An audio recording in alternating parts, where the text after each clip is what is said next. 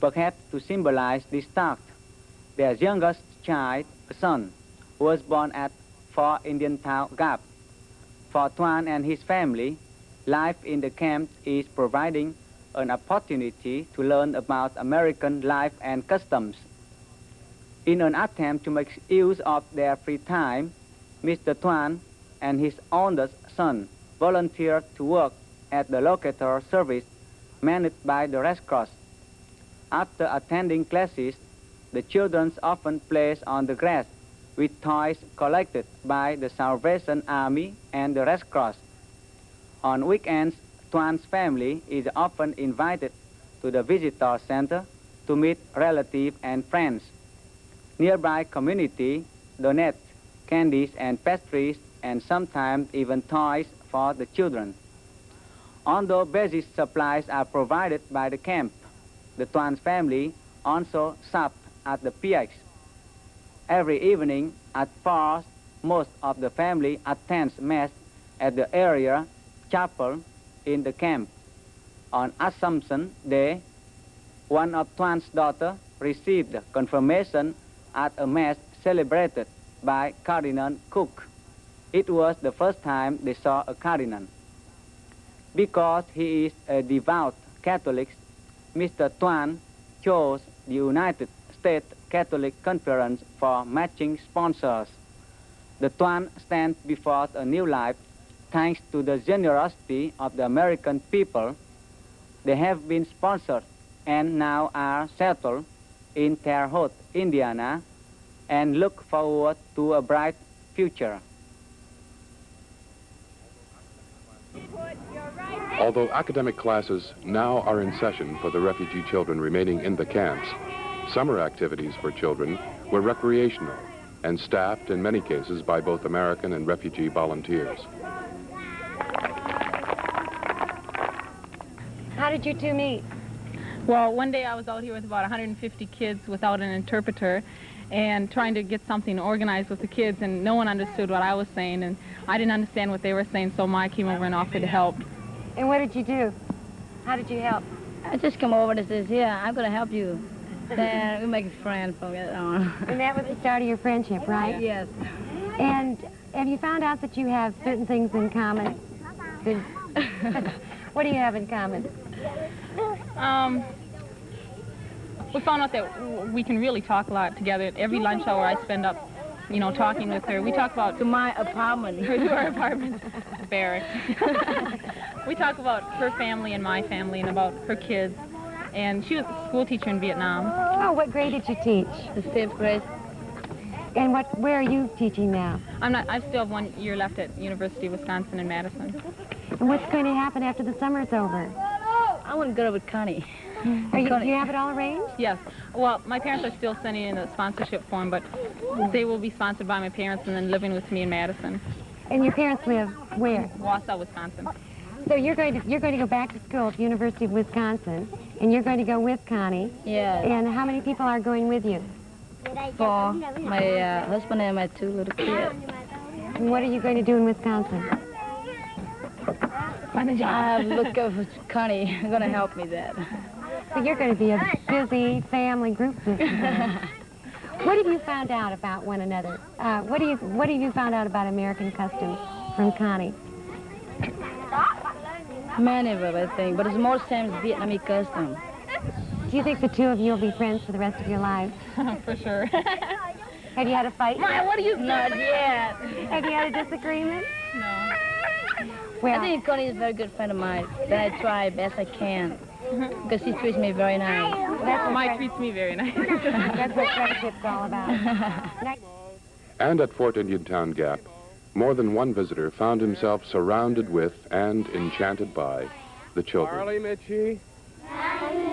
Cameo. Rumpelstinkle.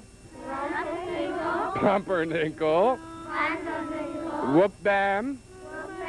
Zip Bam. Barley Mitchie. Cameo. The important part, I love you. It's difficult to generalize about so large a group of people, but those who have come to know the Indochinese, some during years of association and others only recently, have arrived at their own conclusions. These groups, I think, will be an asset to any country, because they are willing to work, they are hardworking, they are very intelligent, and can stand a lot of difficulties if they are being helped. Vietnamese are similar to us in their feelings, the feelings they have towards people they love, feelings they have about the world, being happy, afraid. The fundamental things about human life are as true of the Vietnamese as they are of us.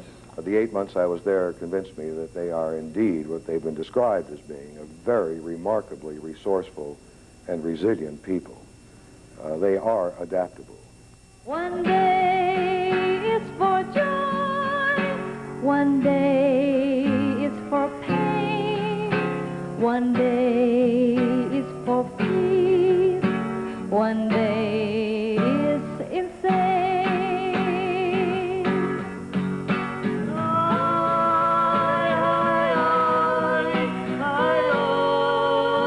This life we lead, this life we lead.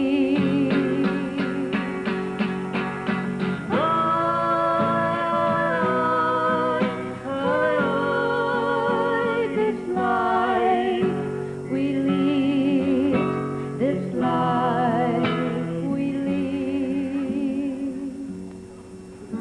One day is for fear, one day to be fair, one day is to kill, one day is to serve, one day understood, one day is perplexed, a hero, one day the trapdoor to nest.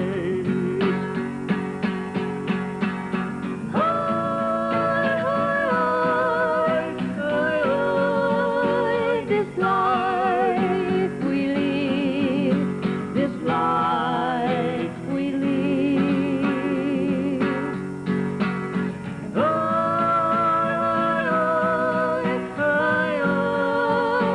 This life we live, this life we live. One lifetime of love, one lifetime of hate, one life we must choose, one life for our fate, one life we have lost, one life we have kept, one life that we curse, one life we accept.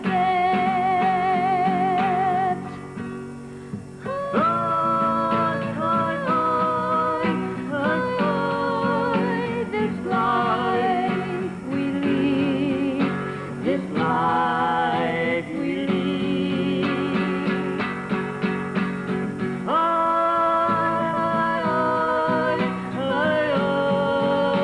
This life we live, this life we live. We've been talking about family and friends. And trying to understand a new culture that one must learn to fit into is a difficult situation, especially when one is confined to a refugee camp. A 3-hour indoctrination lecture is given to those who are about to leave the What camp. it is the American means when he uses the word family.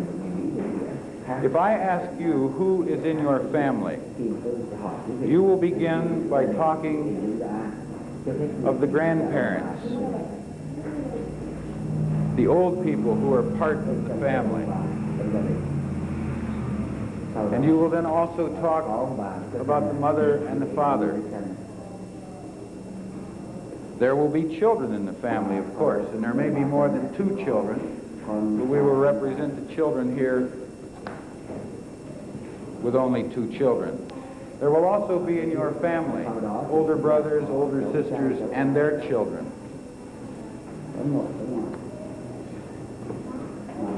And probably in your family There will be cousins, children who have come from another city to go to school, and while they're in that city going to school, they will be part of your family. So your family will include many people. It will include many generations. For the American, the family includes the mother and the father, and the family includes the children, and that's all. And the American family, furthermore, is always dividing and separating. When these children grow to be adults, they will each marry,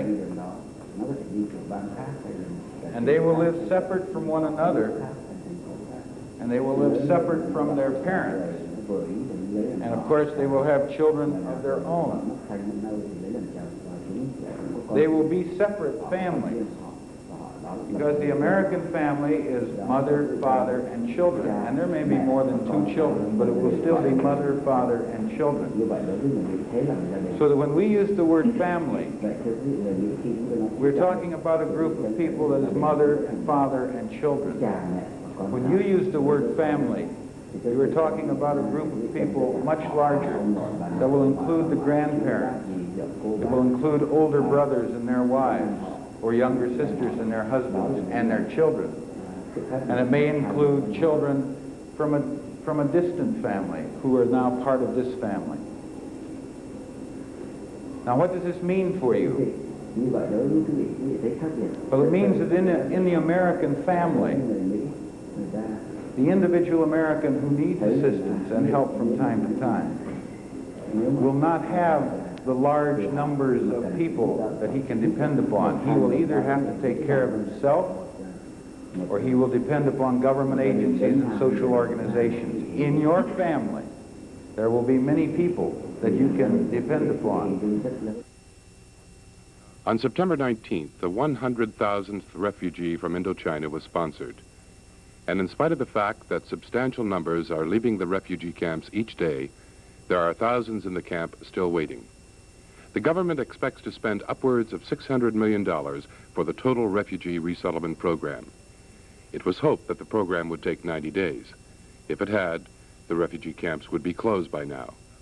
But the blending of one culture with that of another to the benefit of both takes more than money, more than good administration, and more than 90 days. The key to the resettlement program is finding American sponsors, individuals or groups who are willing to provide moral support, housing, food, and jobs for the refugees until they can become self-sufficient. And the keys to finding sponsors are the voluntary agencies called VOLAGs.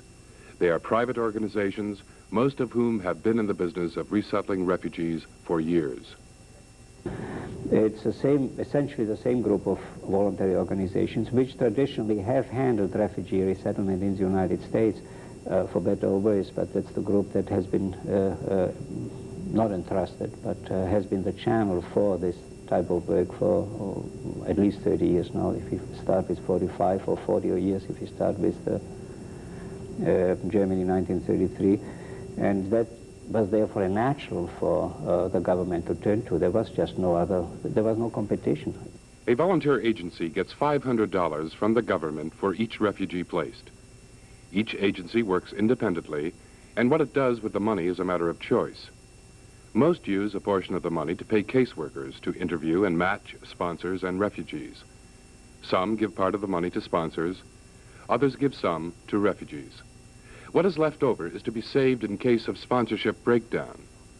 At first glance, the $500 might appear to be a bounty, but the heads of agencies, in testifying before the House Subcommittee on Immigration, said in July that it costs much more than $500 to place a refugee. The General Accounting Office verified that the $500 amount is a firm figure. Because the Indochinese came all at one time and have no established groups to receive them, their situation is somewhat different from that of previous refugees. For other groups,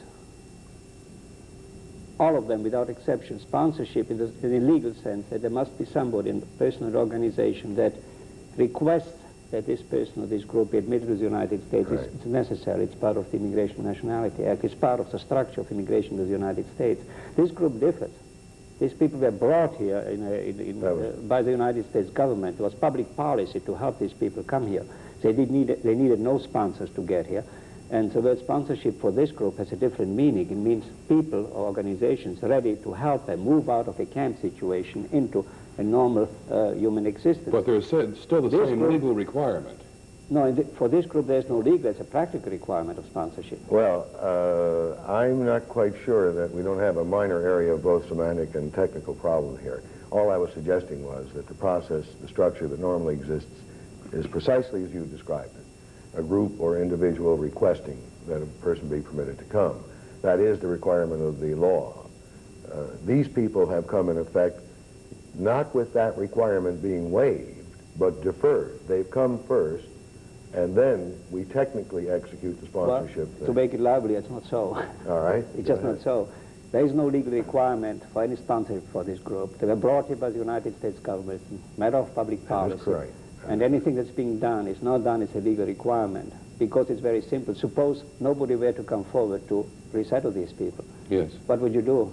Despite the disagreement about how and why they are here, the fact remains that the immediate future of the Indochinese depends upon the concern of private citizens.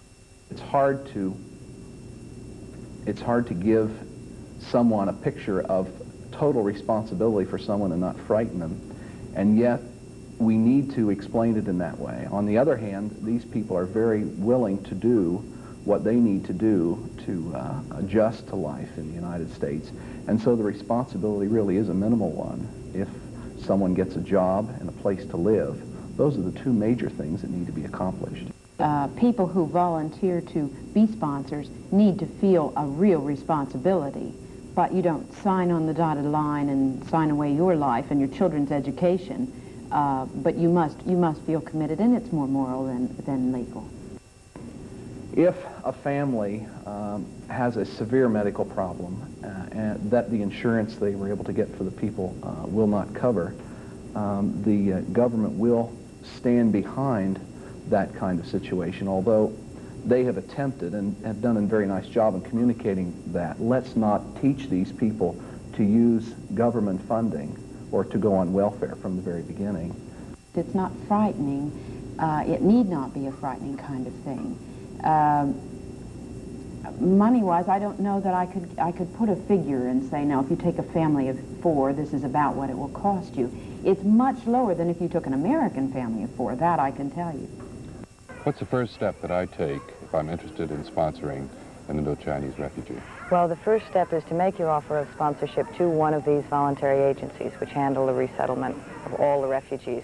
And you can do that by writing to them at the camp which is nearest to you, or by contacting the local chapter of the American Red Cross, or by going through your clergyman or other community group which may be aware of the resettlement program in the area. Now, I have an advantage. I live here in Pennsylvania, so I can visit the Gap. But what about those who live elsewhere in the country and who are interested? Do they follow the same procedure? Yeah, this can be handled by letter and telephone. Of course, visits are encouraged wherever possible, but they're not always possible. So if you just write a letter to one of the voluntary agencies detailing the kind of sponsorship you're offering, the kind of refugee you want to assist, size of family, areas in which you may be able to find jobs for them, the English skills that you require, if you're employing them, what kind of wages and fringe benefits, as detailed as possible to the voluntary agency, which will then get in contact with you. Do I have a moral or a legal obligation, or both? Moral. It's not a legal obligation. Sponsorship is purely moral. How long does that relationship continue? That continues until, and this is sort of where the moral obligation comes into it, until you honestly feel that the refugee family has become self-sufficient within the community, entirely absorbed, self-sufficient. We hope, of course, that there'll be a continuing friendship relationship, but we want them on their own and independent as soon as possible.